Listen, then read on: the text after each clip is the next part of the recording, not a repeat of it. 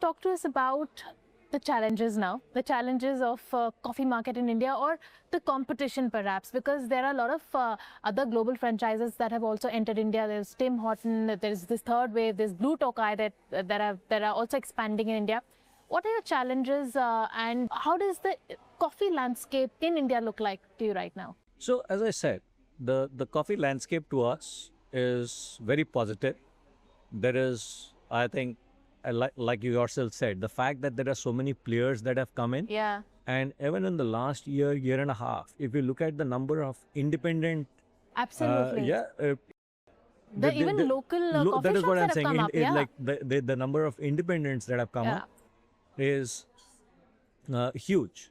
And I think we are actually quite proud that in some ways we have helped to grow this coffee Coffee culture, market, yeah. right?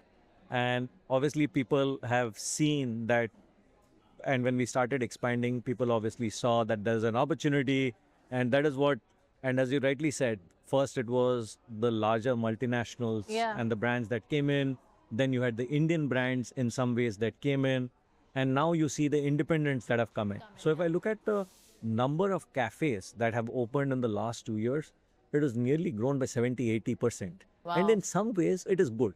As I Yeah. keep saying, in a category that is growing, more the number of cafes, better the opportunity for the category to grow. So for us, it is not about, because we are not like in a saturated category where we Yeah. are trying to gain share from each Share, other, yeah. right? I'm Because trying to grow essentially India is not a coffee market, it's a tea right? market. It is tea market. Yeah. So the challenge is about growing demand. It is about growing the category. I want more people to start drinking coffee, and those who are drinking coffee to drink more coffee.